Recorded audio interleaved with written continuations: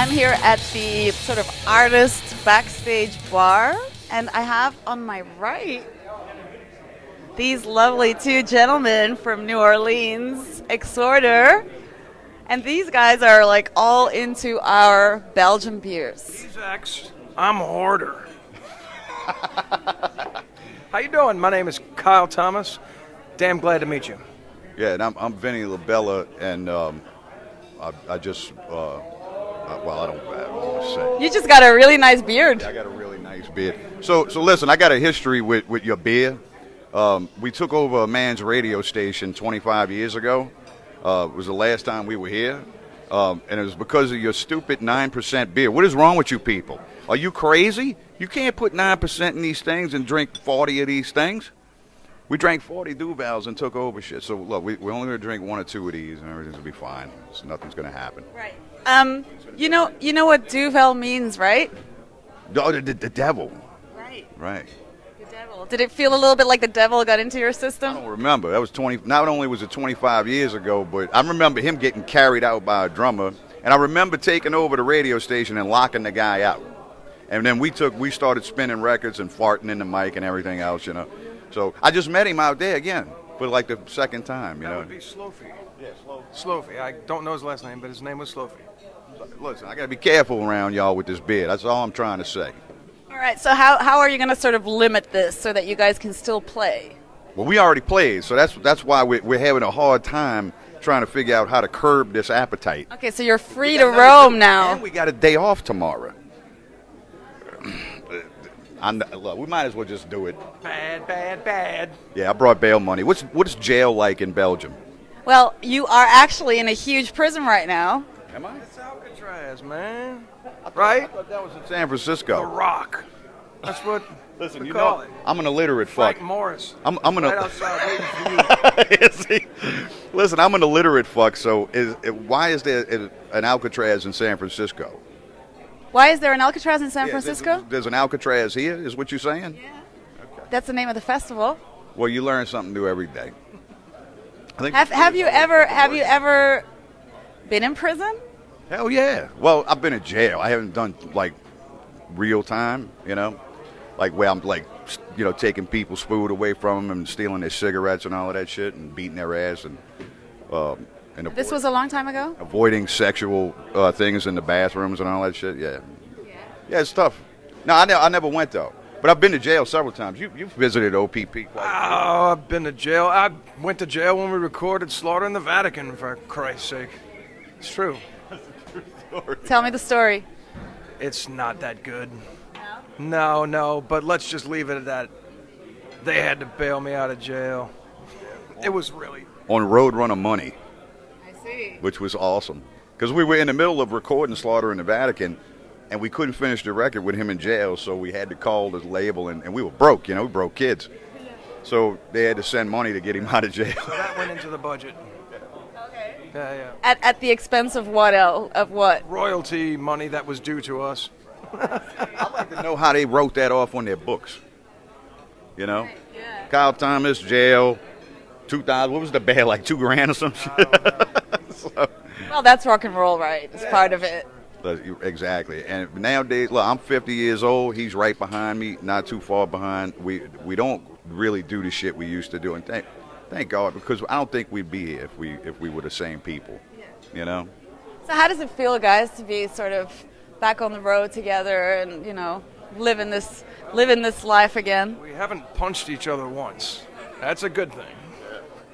It's been great. We're having so much fun. We're playing great shows, being treated very well. Hospitality's fantastic.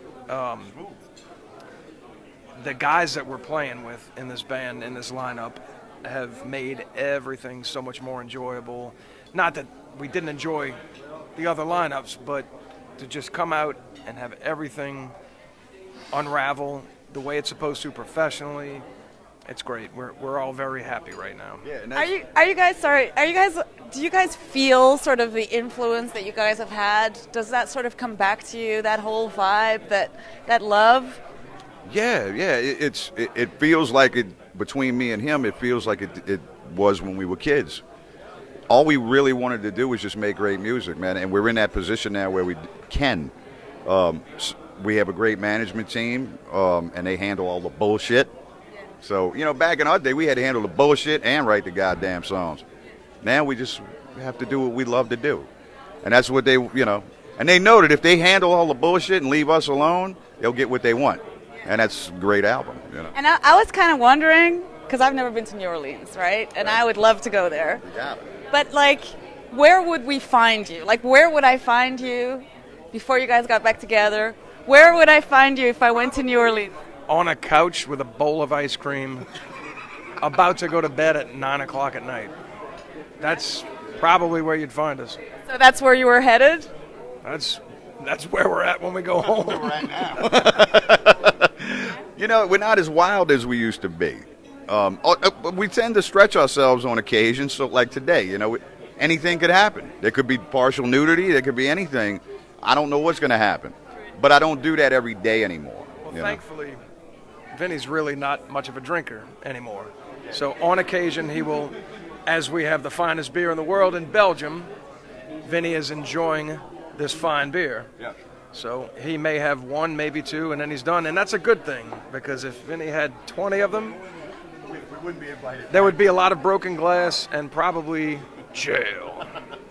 I really like the fact that you've got this cigar thing going on, and it's stuck to your hand or in your mouth. Yeah, it's part of my own personal culture. I've been doing this for the better part of 25 years, smoking cigars, and it's actually at a problem level now, because I'm abusing the privilege or the right for tobacco.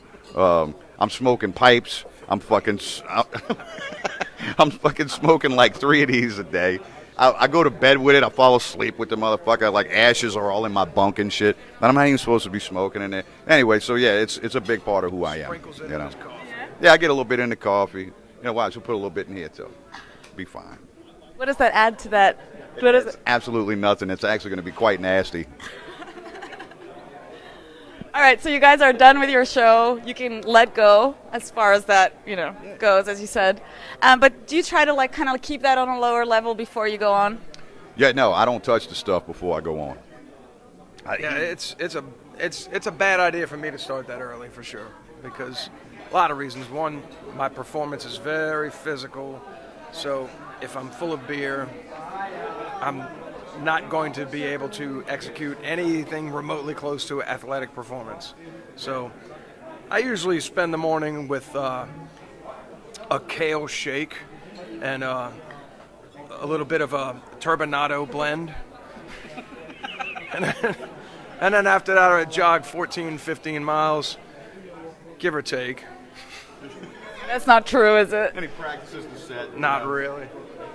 No, he doesn't do it. Me, I don't. I don't do much in the thing of warming up. I need every ounce of energy I got when I walk out.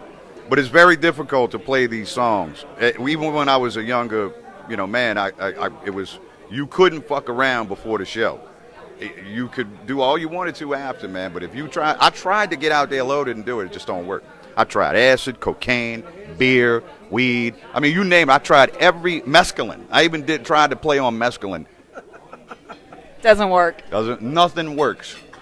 Except sobriety and just focus. You got it right. It's raw focus, man. Raw focus. So same with him. We don't do all of that. Now Marzi, on the other hand, it's another. He's the Tommy Chong of heavy metal. Right.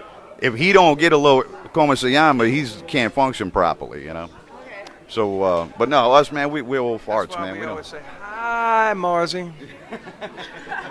Hi. Yeah. So let's just say that wisdom comes with the years, guys. I'm going to give you a big salute. Salud. Cheers. Stay awesome, you guys. And you guys, too. And Thank you. don't go Cheers. changing. Try to please me.